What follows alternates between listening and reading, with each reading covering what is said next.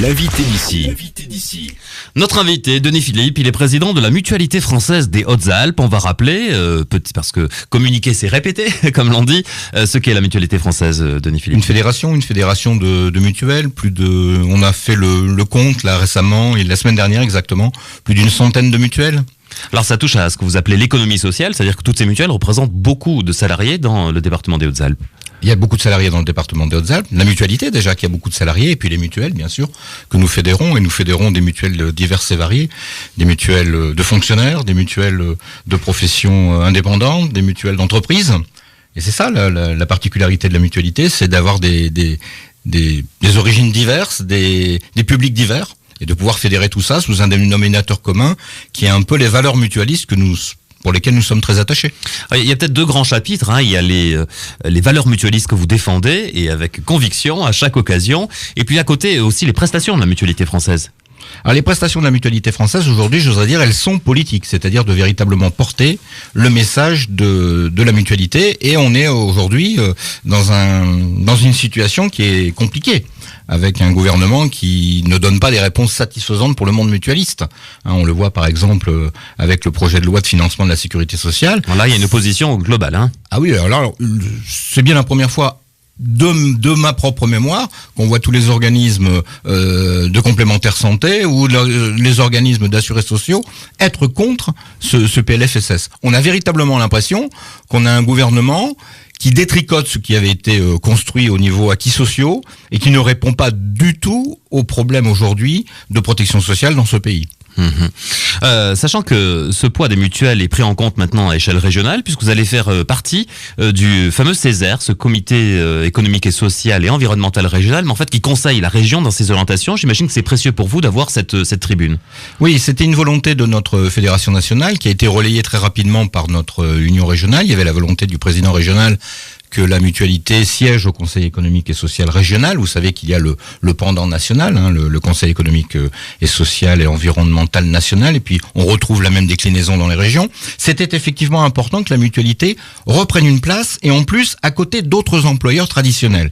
Ça permet d'une part de rappeler que la mutualité, c'est un employeur.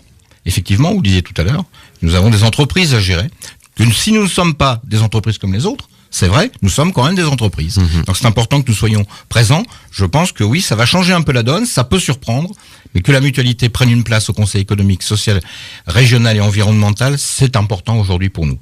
Alors écoutons la question que vous a posée celui que nous recevions depuis la place Jean-Marcellin. C'était vendredi, Claude Feutrier, le conseiller général du canton de Gap-Nord-Est, le conseiller général socialiste. Écoutons-le. Oui, une question qui me vient à l'esprit. Étant président des mutuelles, il serait intéressant que les mutuelles étudient sur le département des Hautes-Alpes, mais pas uniquement, un tarif réduit pour les familles. Bien sûr, peut-être avec des remboursements moindres, mais au moins leur permettre d'avoir des remboursements. Parce qu'aujourd'hui, il y a des familles qui peuvent plus payer leur mutuelle.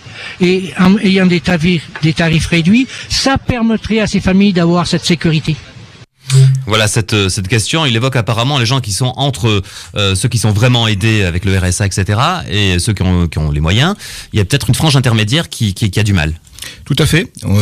Quand on aborde le problème des gens qui n'ont plus de mutuelle, nous le savons, nous avons compté un peu ce que ça pourrait représenter. J'ai déjà eu l'occasion de le dire.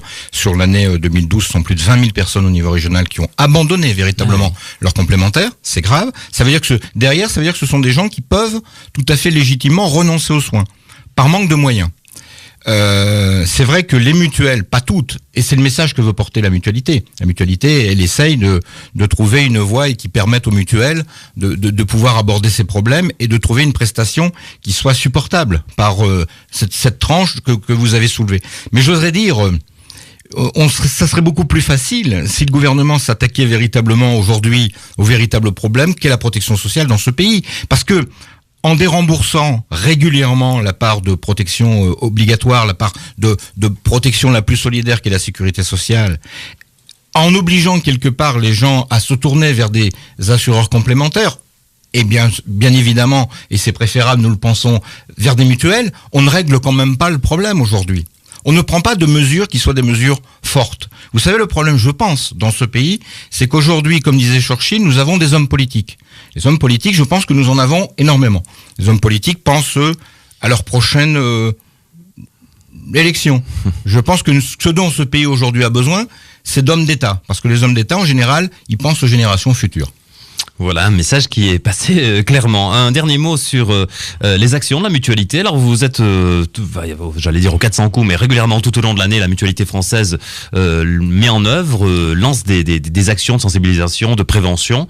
Il y en a une bientôt, je crois d'ailleurs. J'ai plus l'objet exactement en mémoire d'ailleurs. Tout à fait. Nous avons des actions qui sont en cours. Nous avons des actions pour les jeunes générations. Nous avons des actions pour les seniors. Nous avons une action notamment en partenariat avec la prévention routière pour remettre à niveau nos aînés. Nous avons véritablement sur la nutrition, sur les addictions, véritablement l'action de prévention. C'est aussi ce qui fait la différence entre la mutualité, les mutuelles et les autres assureurs complémentaires. C'est que véritablement, nous considérons la santé dans son ensemble. Et la santé, c'est de tout petit à plus vieux. Et la santé, c'est quand un homme est heureux dans sa vie, il est heureux, à mon avis, dans sa santé. C'est ça. Aujourd'hui, nous avons une réponse d'État qui est une réponse. Nous avons un problème de santé, nous donnons une réponse médicale. À notre avis, du point de vue de la mutualité, la réponse médicale, c'est pas la seule qu'il faut donner. C'est véritablement avoir une logique de prévention, de politique de santé dans ce pays. Demain, nous serons en direct de Gap, du Meuse exactement, au rond-point du Cèdre, et on accueillera alors deux personnes. D'abord Guy Hermite, le bien connu maire de Montgenèvre, toujours aussi dynamique, et puis Monique Astachi, qui est conseillère générale, elle est vice-présidente, en charge des solidarités. Est-ce qu'une question vous vient à l'esprit? Oui, j'ai une question à poser à Madame Astachi. Madame Astachi, considérez-vous que notre société est en crise ou qu'elle est en métamorphose? Bien, on entendra sa réponse demain. Tradition pour terminer notre entretien de la mi-journée, on présente ceci à chacun de nos invités. Alors ça paye pas de mine, mais c'est bien un miroir qu'il faudrait quand même un peu rafraîchir. Voilà, et on propose à chaque invité de nous dire spontanément. Alors vraiment, on n'en prévient pas, pardon, nos invités volontairement. Ce qu'ils voient dans ce miroir. Qu'est-ce que vous voyez, Denis Philippe? Je vois un monsieur qui vieillit, forcément, hein, qui peut-être ça revient souvent. Bon. A eu la tentation de se laisser pousser la barbe, non pas que ça sauve la face, mais ça en cacherait une bonne partie. Plus sérieusement, je vois un homme qui reste quand même convaincu qu'il a encore des actions à mener au sein de la mutualité, que ces actions, il va les mener.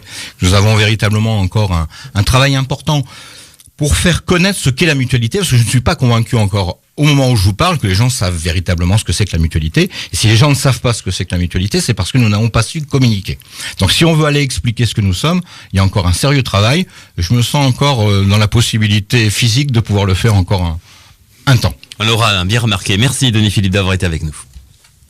L'invité d'ici.